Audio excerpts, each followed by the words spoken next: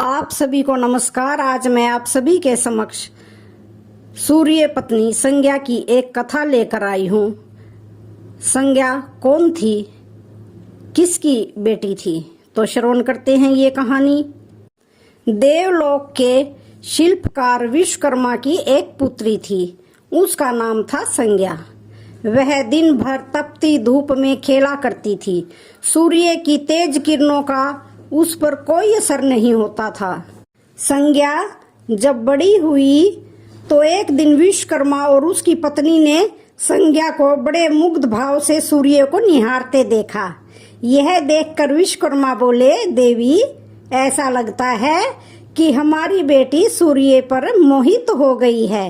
देख रही हो कितने मुग्ध भाव से सूर्य की ओर देखे जा रही है। मुझे भी ऐसा ही लगता है स्वामी, विश्वकर्मा की पत्नी ने कहा। सूर्य के सौंदर्य के प्रति संज्ञा का आकर्षण उसकी आयु के साथ बढ़ता ही गया। एक दिन विश्वकर्मा उसे अपने साथ हाथी पर बैठाकर सैर को निकले।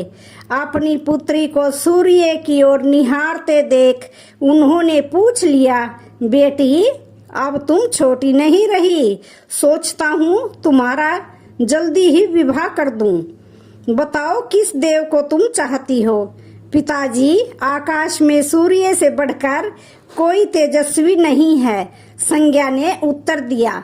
ठीक है, हम सूर्य के साथ ही तुम्हारा विवाह कर देते हैं, विश्वकर्मा बोले और अपनी पुत्री को लेकर सूर्य के पास पहुँचे।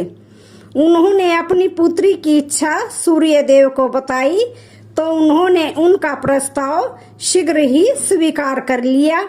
बोले, आपकी पुत्री मेरे साथ विवाह करना चाहती है, यह मेरे लिए सौभाग्य की बात है। पर इससे यह तो पूछ लो कि क्या ये मेरा ताप सहन कर पाएगी? विश्वकर्मा संज्ञा की ओर देखकर बोले और उससे पूछा, सूर्य देव का उत्तर तुमने सुन लिया बेटी, अब बताओ सहन कर लोगी हर ऋतु में उनका ताप? हाँ पिताजी, संज्ञा ने बड़े विश्वास के साथ कहा। कुछ ही दिन बाद संज्ञा का विवाह सूर्य देव के साथ हो गया। संज्ञा सूर्य देव के साथ उनके लोक चली गई।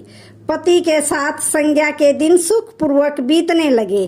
फिर उनके यहाँ एक पुत्र पैदा हुआ जिसका नाम रखा गया मनु। अनेक ऋषि मुनि बालक को आशीर्वाद देने के लिए आए। यह बालक ज्ञानियों में भी ज्ञानी होगा। ऋषियों ने भविष्यवाणी की, आशीर्वाद सच निकला। जब वह कुछ बड़ा हुआ तो ऋषि मुनियों से शिक्षा ग्रहण करने लगा। सूर्य देव और संज्ञा को अपने बेटे पर गर्व था। वे बहुत ही प्रेम से अपने बेटे का लालन पालन करते थे। अचानक एक बार ग्रीष्म ऋतु में सूर्य की किरणें बहुत ही प्रखर हो गई, यानी कि बहुत तेज हो गई। उनका तेज अपनी चरम सीमा पर जा पहुंचा। संज्ञा की चमड़ी झुलसने लगी। सूर्य देव ने उसे अपने पास बुलाया तो वह अपनी आंखों पर हाथ रखकर उनके पास पहुंची। सूर्य देव बोले, संज्ञा, मेरी ओर देखो, तुमने अपनी आंखें क्यों ढक ली हैं? नेत्र खोलो और मेरी ओर देखो, मैं तुम्हारा पति हूँ। स्वामी, आपके ताप से मेरी आंखें खुल नहीं पा रही हैं। संज्ञा ने कहा, इसका अर्थ तो यह हुआ कि तुम मुझे अपने से दूर कर रही हो। विवाह के पूर्व मैंने तुमसे पूछा भी था कि क्या तुम मेरा ताप सहन कर पाओगी। तुम्हारी सहमति पाकर ही मैंने तुम्हारे साथ विवाह करना स्वीकार किया था, लेकिन अब तुम अपने वचन से मुकर रही हो। सूर्य देव ने कुछ क्रोधित होते हुए कहा, स्वामी, इसमें मेरा कोई दोष नहीं है। संज्ञा बोली, आपका ताप ही इतना प्रखर है। सूर्य देव और भी क्रोधित हो उठे और बोले, सुनो संज्ञा, प्राणवान वस्तुओं को जीवित रखने वाला मैं ही हूँ, परंतु तुमने मेरी ओर से आंखें बंद कर ली है। अतः तुम्हारे गर्भ से जो बालक उत्पन्न होगा वह यम होगा। यम अर्थात मृत्यु का देवता। संज्ञा वहां से भाग जाना चाहती थी, लेकिन बच्चों का मोह उसे विवश किए हुए था। संज्ञा की एक सहेली थी जिसका नाम था छाया। जो बिल्कुल संज्ञा के जैसी ही थी। उसने इस विषय में छाया से मदद लेने का निश्चय किया। उसने छाया को बुलाया और अपनी समस्या बताई। सुनकर छाया बोली, मुझे क्या करना होगा? तुम संज्ञा बनकर मेरे पति के पास जाओ और उनकी पत्नी और मेरे बच्चों की मां बनकर वहीं रहो। संज्ञा ने कहा, उन्होंने मुझसे पूछताछ की तो कहना मैं संज्ञा हूं, भेद मत खोलना। यह सब मैं करूंगी, लेकिन मेरी एक शर्त है, सूर्य देव कभी मुझ पर बिगड़े या शाप देने लगे तो मैं सारा भेद खोल दूंगी। छाया ने कहा, ठीक है छाया, आप जाओ और मेरे बच्चों को संभालो। तुमने मुझे बहुत ही कठिन काम सौंपा है संज्ञा, फिर भी मैं पूरा प्रयत्न करूंगी। छाया बोली और वहां से चली गई। उसके जाने के बाद संज्ञा सोचने लगी, मैं मायके जाती हूँ, माँ और पिताजी मुझे देखकर प्रसन्न होंगे। मैं कुछ समय वहां रहूंगी, परंतु पिताजी कहेंगे स्त्री की शोभा पति के घर में रहने में ही है। ऐसे विचारों में उलझी वह मायके को चल पड़ी। रास्ते में उसके मस्तिष्क में उलझने टकराने लगी। वह सोचने लगी, पिताजी जब मुझे लौट जाने को कहेंगे तब मैं जंगल में चली जाऊंगी। संज्ञा अपने मायके पहुंची। पिता ने उसका बड़ा सत्कार किया। बोले, आओ बेटी, सब कुशल मंगल तो है? नहीं पिताजी, आपने ठीक ही कहा था। ग्रीष्म ऋतु में मैं सूर्य देव का ताप सहन नहीं कर सकी। संज्ञा कुछ दिन वहां सुख से रही। एक दिन पिता ने उससे कहा, संज्ञा, तुम्हारे आने से मुझे बड़ा हर्ष हुआ है, परंतु विवाह हो जाने के बाद स्त्री को मायके में अधिक समय तक नहीं रुकना चाहिए। अब तुम अपने पति के घर जाओ, फिर कभी हमसे मिलने आना। तुम मुझे बहुत प्यारी हो, किंतु पति का घर ही स्त्री का घर होता है, यही मैंने सोचा था। संज्ञा मन ही मन बोली और एक रात चुपचाप पिता का घर छोड़कर जंगल में चली गई। वह सोचने लगी, मैं सूर्य के सामने नहीं जा सकती, अतः घोड़ी बन जाती हूँ। उस रूप में मुझे कोई पहचान नहीं पाएगा।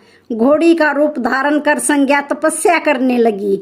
सूर्य के ताप की शक्ति को कम करने के लिए उधर छाया ने सूर्य के यहाँ जाकर संज्ञा का स्थान ले लिया था। सूर्य देव ने उसे संज्ञा ही समझा।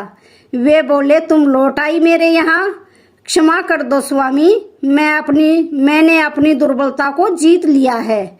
छाया दुख भरे स्वर में बोली, संज्ञा, मैं तो कब का तुम्हें क्षमा कर चुका हूँ, अब घर की जिम्मेदारी संभालो, बच्चों का लालन पालन करो। सूर्य देव ने कहा।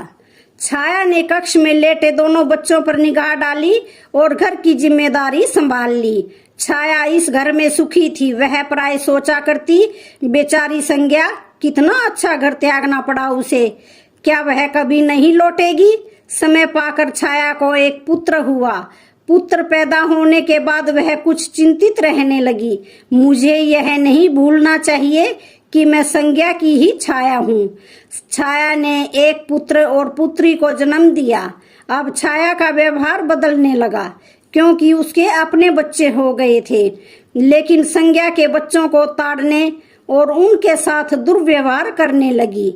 मनु ने तो विमाता के व्यवहार को नजरअंदाज कर दिया, लेकिन यम को उसका व्यवहार खटकता रहा। माता छाया का यमुना बहन के साथ ऐसा व्यवहार करना उचित नहीं। वह अपने बच्चों के साथ तो कितना अच्छा व्यवहार करती है, हम भाई बहन से नफरत। एक दिन तो हद ही हो गई। छाया ने यमुना के बाल पकड़े और उसे डंडे से पीटते हुए बोली, कमबख्तो, मरते भी तो नहीं हो, मर जाएं तो मेरा पीछा छूटे। जब छाया देर तक यमुना को पीटती रही तो यम से न रहा गया। उसने जाकर छाया का हाथ पकड़ लिया और गुस्से से बोला, बस माता, अब तुमने यमुना पर हाथ उठाया तो मुझसे बुरा कोई नहीं होगा। अच्छा, तेरी यह हिम्मत, मुझे धमकी देता है? ठहर, आज मैं तेरे पिता से इसकी शिकायत करूंगी। छाया क्रोध से सिहर उठी। छाया ने तो इस डर से सूर्य देव से शिकायत न की कि कहीं उसका भेद उजागर न हो जाए। लेकिन यम और यमुना ने तंग आकर अपने पिता से उसकी शिकायत अवश्य कर दी।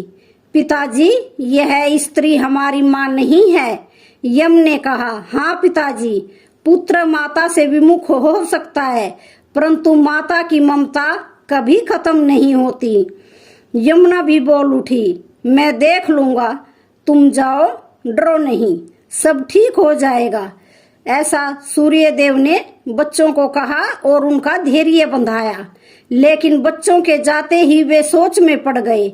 बच्चे ठीक कहते हैं, यह अवश्य कोई मायाविनी है। सूर्यदेव गुस्से में भरकर छाया के पास पहुंचे और उसके केश पकड़कर झकझोरते हुए बोले, सच बताओ, तुम कौन हो, अन्यथा मैं तुम्हें कठोर दंड दूंगा। ठहरिए स्वामी, भय से कांपती हुई छाया बोली, मैं संज्ञा की छाया हूँ। वह आपकी देखभाल का भार किसी को सौंपे बिना नहीं जाना चाहती थी, इसलिए उसने मुझे आपके पास भेज दिया। वह कहाँ गई है? सूर्यदेव ने पूछा। अपने पिता के यहाँ। सूर्यदेव सीधे विश्वकर्मा के पास पहुंचे और उनसे पूछा, संज्ञा कहाँ है? वह तुम्हारे तेज से बचने के लिए यहाँ आई थी, विश्वकर्मा ने बताया। अब कहाँ है संज्ञा?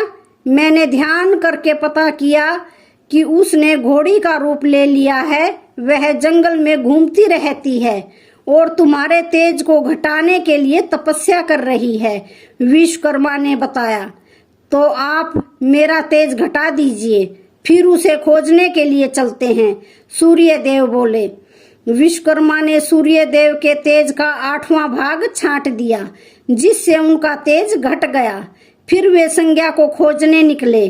उन्होंने राहगीरों से पूछताछ की, तुमने इधर कोई घोड़ी देखी है? हाँ, एक विलक्षण घोड़ी को हमने नदी के पास विचरण करते देखा है, राहगीरों ने बताया। उसमें विलक्षण क्या बात है? वह घोड़ी मानवीय भाषा में बोलती है। देव, तब तो वह अवश्य ही संज्ञा होगी, सूर्यदेव बोले। सूर्य घोड़ी के निकट पहुंचे और कहा, संज्ञा, मैं सूर्य हूँ, तुम्हारा पति। अब यह घोड़ी का रूप त्याग दो। जब तक मेरी मनोकामना पूरी नहीं होगी, मैं इस रूप को नहीं त्यागूंगी, घोड़ी ही बनी रहूंगी, संज्ञा ने उत्तर दिया। तुम्हारी मनोकामना तो पूरी हो गई है संज्ञा, सूर्यदेव ने कहा। सूर्यदेव ठीक कहते हैं बेटी, विश्वकर्मा बोले। मैंने इनके तेज का 8वां भाग काट दिया है। पिता से आश्वासन पाकर संज्ञा ने अपनी घोड़ी वाला रूप त्याग दिया और अपने स्वाभाविक रूप में आ गई। वह खुशी और विभोर से अपने पिता से लिपट गई और फूट फूट कर रोने लगी। फिर उसने झुककर सूर्यदेव के पांव छुए और पूछा, स्वामी, हमारे बच्चे तो सकुशल हैं? हाँ, दोनों बच्चे ठीक हैं। मनु, यम और यमुना को अब फिर से माँ मिल जाएगी। सूर्यदेव ने मुस्कुराकर कहा, मैं अब कभी भी अपना घर त्याग कर नहीं जाऊंगी। संज्ञा बोली, आप छाया को क्षमा कर देना और अपने साथ ही रखना। दोनों का मिलन देखकर विश्वकर्मा ने भी अपना आशीर्वाद प्रदान किया। जाओ और सदा सुख शांति से रहो। सूर्यदेव और संज्ञा सूर्यलोक पहुंचे और छाया और बच्चों के साथ आनंद पूर्वक रहने लगे। बोलिए सूर्य भगवान की जय। तो आज की वीडियो का यहीं पर समापन होता है। वीडियो अच्छी लगे तो चैनल को लाइक, शेयर, सब्सक्राइब जरूर करें। धन्यवाद।